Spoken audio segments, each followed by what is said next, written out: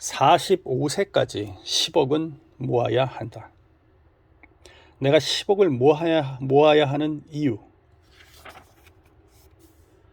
이왕 당하는 사오정 시대라면 당당하게 맞이하자.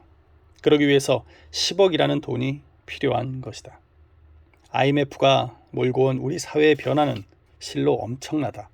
그중 가장 큰 변화로 고용의 유연성을 꼽는데 이의를 제기하는 사람은 아마 없을 것이다.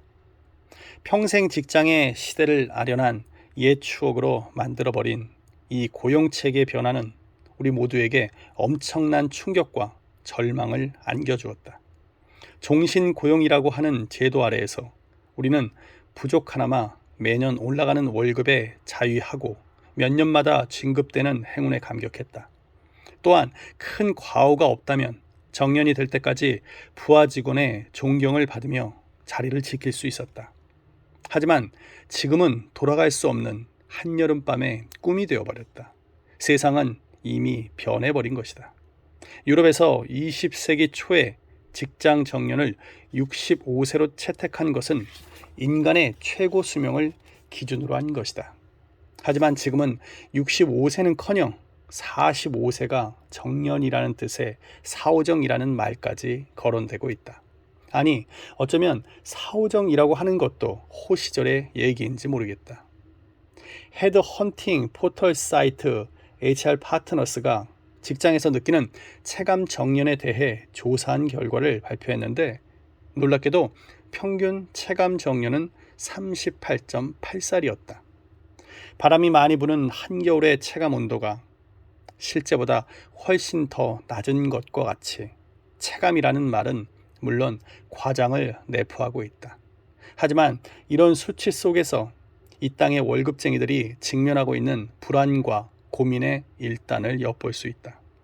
월급쟁이에게 있어서 정년퇴직이라는 고귀한 단어는 이미 전설이 되어버린 지 오래다. 회사는 이제 더 이상 정년퇴직할 때까지 목숨 걸고 충성을 다 바칠 충성파를 원하지 않는다. 다만 당신이 회사의 수익에 얼마나 공헌하고 있는가를 따질 뿐이다.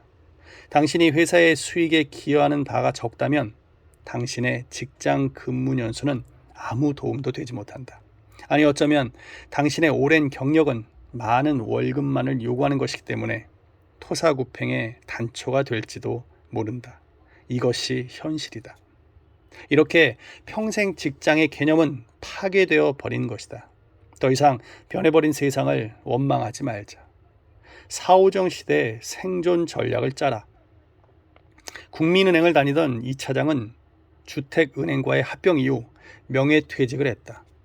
40대 중반인 그는 우량은행을 다닌다는 자부심으로 명퇴라고 하는 것을 강 건너 불구경 하듯이 보았었다. 하지만 밀려나오듯 회사를 나온 지금 심한 정서 불안에 휩싸여 있다. 이 차장에게 찾아온 명예퇴직이라고 하는 것은 전혀 뜻밖의 일이었다. 철밥통이라는 은행원이었기에 정년까지 별다른 실수만 하지 않으면 무사히 정년퇴직을 할 수 있을 것으로 생각했다. 그래서 퇴직금을 은행에 넣어두고 이자로 노후를 살 궁리를 해놓았다. 하지만 갑자기 찾아온 명예퇴직은 그의 인생을 송두리째 뒤흔들어 놓아버렸다. 일단 가정에서부터 문제가 발생하기 시작했다. 집에서 빈둥거리는 이 차장을 아내는 청소할 때 걸리적거린다며 귀찮아하고 있다. 오래간만에 아이들과 대화를 나누려고 해도 아이들은 각자 자기 방으로 들어가 버린다. 명예퇴직금으로 받았던 목돈도 서서히 줄어들고 있지만 아직 일자리는 구하지 못하고 있다. 당장 아이들의 학원비도 제대로 내지 못할 지경이다. 회사를 다니면서 퇴직금만 믿고 별다르게 저축을 하지 않은 이 차장에겐 명예퇴직금으로 받은 돈이 유일한 목돈이다. 이 돈으로 아이들 학원비 내고 이리저리 썼다가는 오래 버티지 못할 것 같다. 은행에 근무할 때 다른 사람들 예금은 매일 받으면서 자신은 이렇다 할 적금 하나 가입하지 않은 것이 후회 막심이다.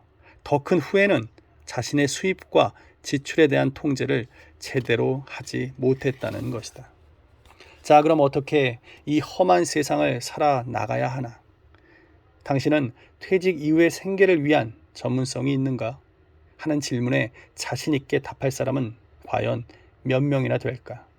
아직도 돈맹인 사람들, 아직도 돈에 대한 개념 없이 사는 사람들은 결국 실업자의 대열에 동참할 것이고, 그 마지막 종착역은 서울역 지하보도가 될지도 모른다.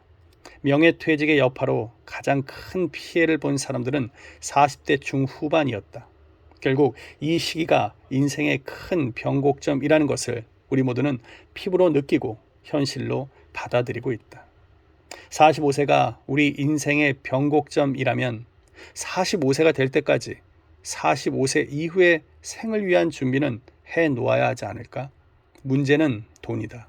사오정 시대가 오기 전까지 우리 인생의 후반전을 위한 10억이라는 자본금이 필요한 것이다.